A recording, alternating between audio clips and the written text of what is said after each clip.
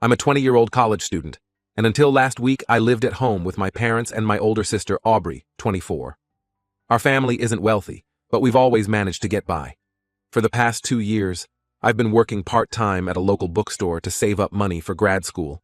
It's been tough balancing work and studies, but I've managed to put aside a decent amount. Some background on my family dynamic. My parents have always favored Aubrey. For as long as I can remember, they've pampered her constantly and let her get away with pretty much anything. Aubrey is, to put it bluntly, bratty and full of herself. But my parents never seem to notice or care. This favoritism has been plain in countless situations over the years. When we were kids, Aubrey would often break my toys or mess up my school projects, but my parents would always dismiss it as siblings being siblings. They'd buy her a new toy to make up for the one she broke, while I'd be left with nothing. As we got older, the favoritism only became more pronounced. For Aubrey's 16th birthday, my parents threw her a lavish party and bought her a car. When my 16th birthday rolled around 2 years later, I got a cake from the grocery store and a $50 gift card.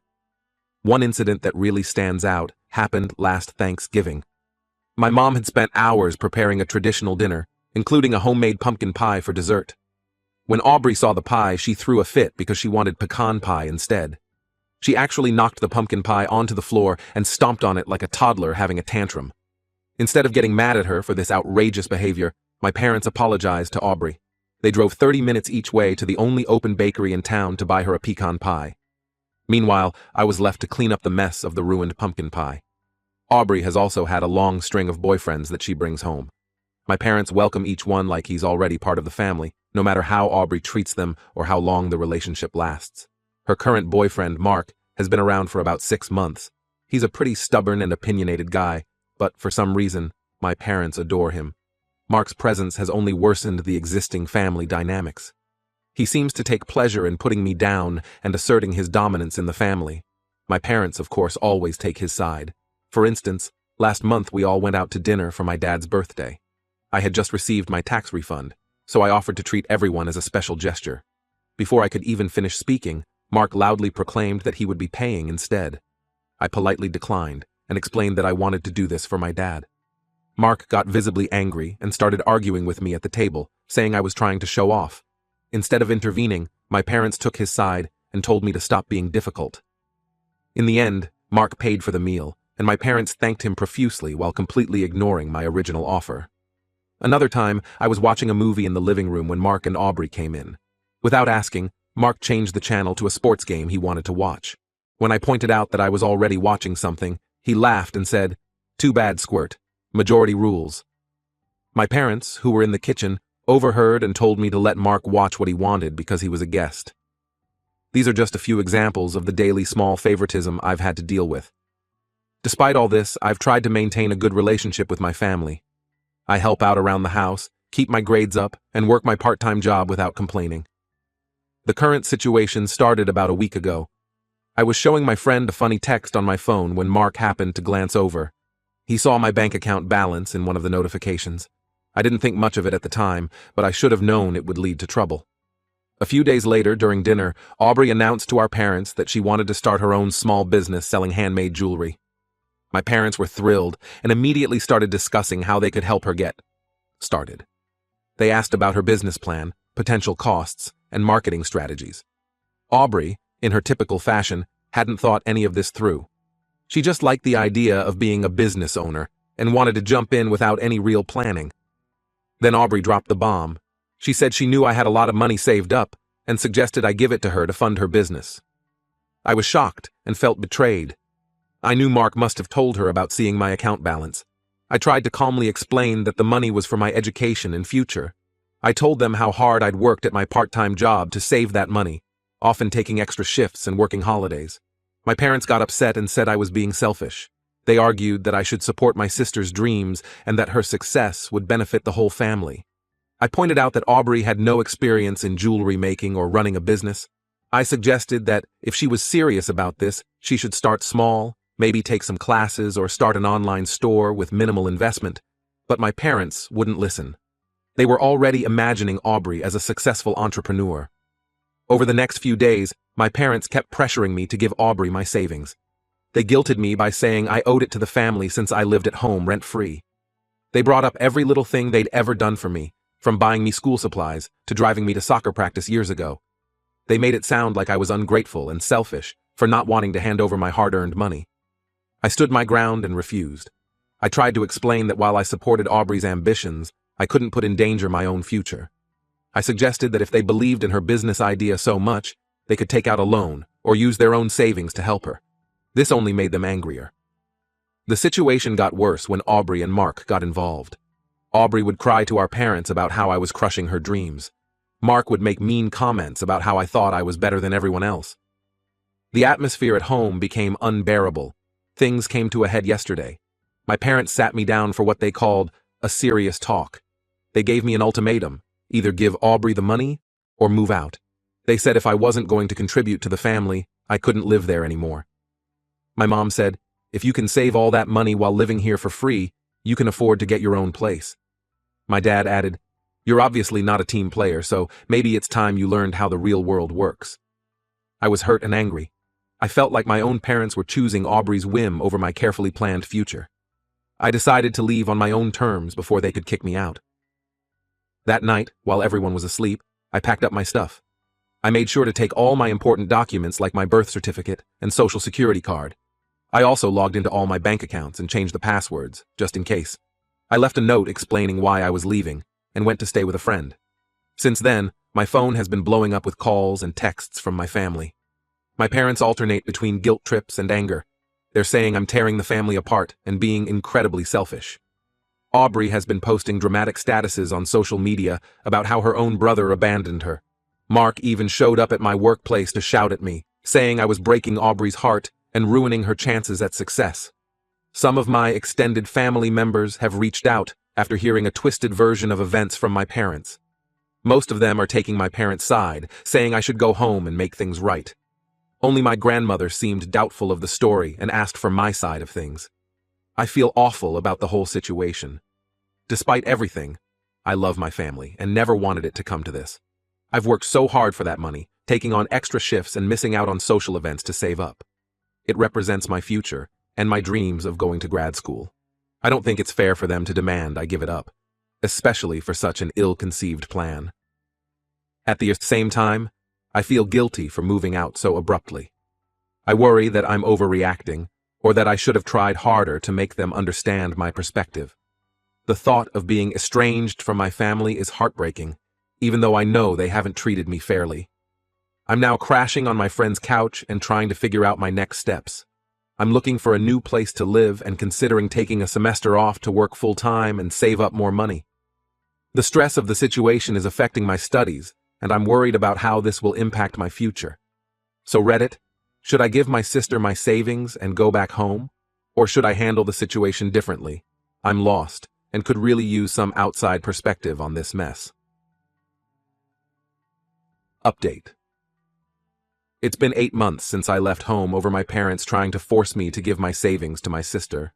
A lot has changed. After moving out, I found a small room to rent near my college. It's not much, but it's mine. I've been balancing work and studies pretty well.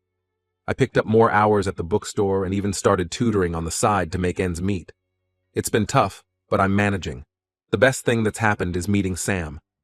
We met in one of my classes about 5 months ago. She's smart, kind, and incredibly supportive. When I told her about my family's situation, she listened without judgment and has been there for me ever since. For the first few months after I left, my family kept trying to contact me. The messages ranged from angry accusations to guilt-tripping pleas for me to come home. I maintained minimal contact, mostly just letting them know I was safe and focusing on my studies. Last week, everything changed. I was studying with Sam when my phone rang. It was my mom. I almost didn't answer, but something told me I should. My mom was crying on the other end of the line. She said they needed my help urgently. When I asked what was wrong, she just kept saying it was a medical emergency and that my dad needed help. She begged me to come home. I was confused and worried. I told her I needed to know exactly what was going on before I could decide what to do. She hesitated, then finally started explaining. After I left home, Aubrey and Mark had kept pressuring my parents to help start Aubrey's jewelry business. My parents, feeling guilty about how things had ended with me, decided to support Aubrey's dreams. My dad took out a large loan to fund the business. At first, things seemed to be going well. Aubrey and Mark appeared to be taking the business seriously. They had meetings with my parents discussing plans and showing them sketches of jewelry designs. My parents thought they were finally seeing Aubrey grow up and take responsibility. 2 months ago, Aubrey and Mark told my parents they needed to go to another city to source materials and meet with potential suppliers. My parents gave them most of the loan money for the trip. Aubrey and Mark left and never came back. My mom said they hadn't heard from them in weeks. Aubrey and Mark weren't answering calls or responding to messages. Their social media accounts had been deactivated. It was clear now that they had run away with the loan money. My parents were devastated. Not only had they lost a huge amount of money, but their daughter had betrayed them. Now, they were stuck with a massive loan they couldn't repay. The bank was threatening to foreclose on their house. As I listened to my mom sob on the phone, I felt a mix of emotions. Part of me felt justified. This was exactly the kind of irresponsible behavior I had warned them about. But mostly, I felt sad for my parents. They had made a huge mistake, but they didn't deserve this. I told my mom I was sorry they were going through this, but I wasn't in a position to help financially. I had just barely gotten on my feet and was still struggling to balance my own expenses with saving for grad school. She cried harder, but said she understood. After I hung up, I told Sam what had happened. She listened carefully, then suggested I reconsider helping my parents. She pointed out that this could be an opportunity to mend my relationship with them. Sam said that while they had treated me unfairly in the past, they were still my family and were in genuine need now. I spent the next few days thinking hard about what to do. I looked over my finances and talked more with Sam. In the end, I decided to help my parents, but on my own terms. I called my dad and told him I was willing to help, but I needed to know all the details first. We met at a coffee shop near my place. It was the first time I'd seen him in months. My dad looked older and more tired than I remembered. He broke down as he explained the full situation. The loan was for $40,000. Aubrey and Mark had taken about $30,000 with them when they left.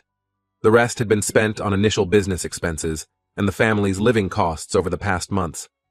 I told my dad I was willing to help pay off the loan, but I had conditions.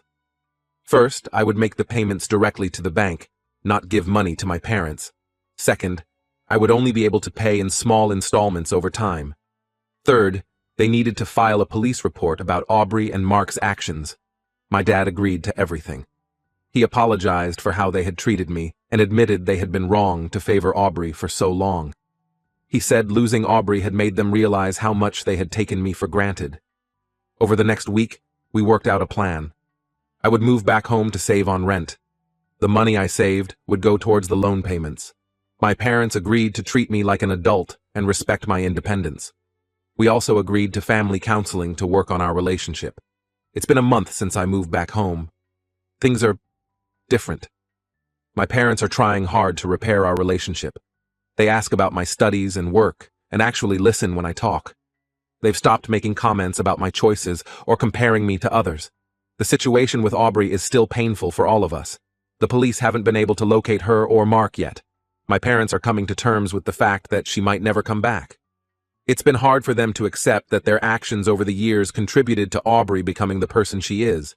Financially, it's tight. A large chunk of my income is going towards the loan payments. I've had to put my grad school plans on hold for now, but I'm hopeful that we'll get through this eventually. Sam has been incredibly supportive through all of this.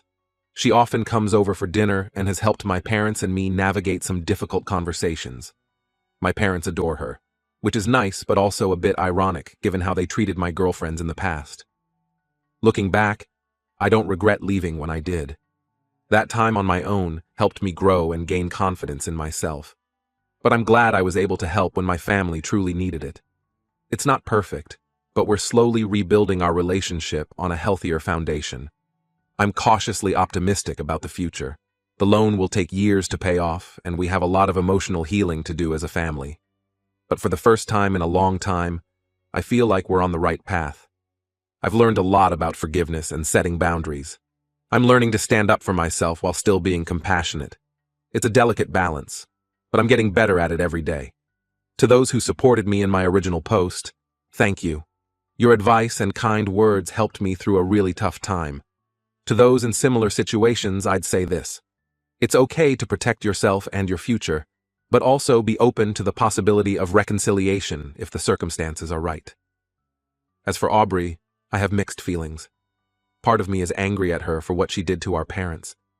But mostly, I feel sorry for her. She's lost her family and will have to live with the consequences of her actions. I hope she gets help and turns her life around someday. For now, I'm focusing on my studies, my job, my relationship with Sam, and rebuilding my family relationships. It's not easy, but I'm hopeful for what the future holds. Thank you all for your support and advice throughout this journey. It's been a wild ride, but I think I'm finally on stable ground.